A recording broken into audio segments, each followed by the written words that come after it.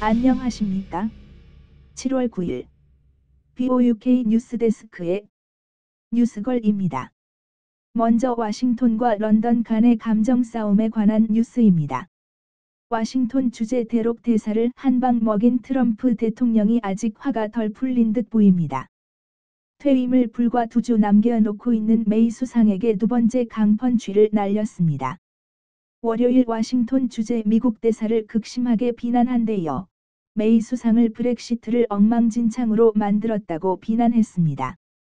이어서 그는 그럼에도 불구하고 영국은 훌륭한 새로운 수상을 가질 수 있게 되었다고 말함으로써 경선 시작 전부터 브리스 존슨을 경계하라고 주장해온 메이 수상 면전에 한 방 먹인 셈이 되었습니다. 속담에 시어머니 역정 개업굴이 찬다는 표현이 꼭 맞지 않나 싶은데요. 사실 트럼프의 화가 덜 풀린 것이라고 보기보다 이런 기회에 그의 속내를 확실하게 드러내 보인 언행이라고 필자는 생각합니다. 대록 대사는 사건이 터지기 전부터 백안관에서 월요일 저녁에 열렸던 에미레이트 카타르 술탄 환영 파티에 초대되어 있었는데요. 월요일 오후 그의 초대는 몇 시간을 남겨놓고 공식적으로 취소되었습니다. 이어서 트럼프는 트위터를 다음과 같이 날렸습니다. 나는 영국과 메이 수상이 브렉시트를 다루는 방법을 보고 매우 실망했다. 그녀와 그녀의 수행원들이 만들어낸 상황은 완전히 엉망진창이다. 나는 그녀에게 어떻게 되어져야 하는지를 말해 주었다. 그러나 그녀는 다른 길로 갔다. 그러면서도 트럼프는 엘리자베스 여왕에 대해서는 극찬을 아끼지 않았습니다. 나는 지난달에 국빈 방문을 했었다. 내가 가장 인상 깊었던 분은 여왕이었다. 이 사건을 보는 BOUK 기사 작성자의 개인적 판단입니다만 트럼프가 국제적 정치인들의 상식을 넘어 두 명의 영국 정치인에게 펀치를 날린 이유는 트럼프가 평상시 칭찬하던 두 인물이 영국 정치 전면에 부각되고 있다는 현실과 무관치 않다고 보여집니다. 경선의 1위를 달리고 있는 보리스 존슨을 오래전부터 영국 수상감이라고 격찬을 해왔고 수상 경선 직전에도 트럼프가 전화를 하여 브렉시트 문제에 대해 자주 보리스의 의견을 묻곤 하였습니다. 국빈 방문 기간에도 보리스 존슨을 만나려고 했지만 사실상 경선이 시작된 것을 이유로 공식 만남이 이루어지지 않았었고 국빈 만찬에도 초청되지 않자 만찬장에 가기 직전 트럼프는 사적으로 보리스의 전화를 걸어 20여 분간 통화할 정도로 애정을 표시했습니다. 브렉시트 파티 당수인 나이젤 파라쥐는 미국 공화당의 최대 후원 정치그룹인 ACU에 3년 전부터 스피커로 초대되고 있고 작년에는 트럼프 대통령이 그를 가르켜 워싱턴 주재 영국 대사로 적임자라고 격찬을 아끼지 않았던 사실도 있고 보면 두 명의 강성 보수 우파 정치인을 그의 머릿속에 그리고 있다고 보여집니다. 지난주 유럽연합이 차기 지도자들도 보수 우파 정치인들로 채워진 것을 상기하면 2000년도에 지구를 망친 사회주의자들이 쫓겨가고 트럼프의 재선을 기점으로 지구는 새로운 발전에 도전하게 될 것으로 믿어집니다. 그렇다면 한국도 새로운 지구 질서에 적합한 정치인이 절실히 요구되는 시점이라고 할 수 있겠습니다. 다음은 경제 뉴스입니다. 토이디뱅크 런던 사무실의 스타프 3,000명이 월요일 오전에 내려진 감원 정책에 의해 오늘 오전부터 실직되었습니다. 또한 런던 남부의 본머스 지사에서도 감축이 되어 총 8,000명 직원이 영국에서만 실직하였습니다. 이것은 도이디뱅크가 세계적으로 18,000명을 2022년까지 감축하는 계획의 일부로 실행된 조치입니다. 도이디뱅크는 브렉시트가 되고 나면 영국에서 4,000명을 줄일 것이라고 입버릇처럼 말해왔으나 근본 조치는 그것과는 무관하다는 것입니다.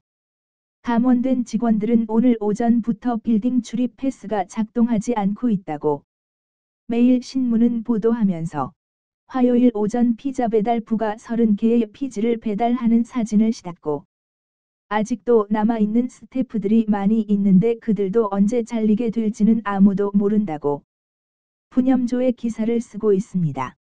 도이뒤뱅크는 본드와 주식 등 자산 트레이딩 부분에서 막대한 손실이 났고 본국에서는 머니론더링 혐의로 거대한 금액의 벌금도 받은 것으로 알려졌습니다.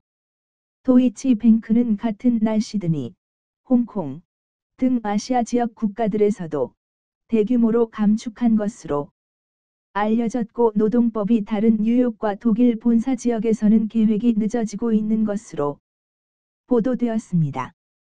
다음은 보리스의 아이디어에 구멍을 낸 WTO 총재의 주장입니다.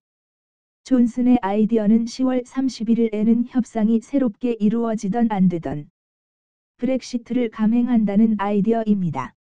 그러면서 그가 주장하는 것은 탈퇴 후 영국이 WTO의 규칙 중 가타 24 규정에 의거 유럽 국가들과 개별적으로 자유무역을 할 수 있다는 것입니다. 그러나 WTO 총재 로베르토 아즈베시는 해외무역 관련 사항은 해당국 정당들이 합의할 때 적용 가능한 것이고 탈퇴를 하고 나면 유럽 국가들과 아무런 합의 없기 때문에 나라별로 어플리케이션을 제출해야 한다. 그렇게 될 때까지는 가트 24 규정은 못 적용하고 WTO 스탠다드 규정을 사용해야 하는데 관세율이 자동차는 10%까지 가능하고 축산물은 35%까지 가능하다.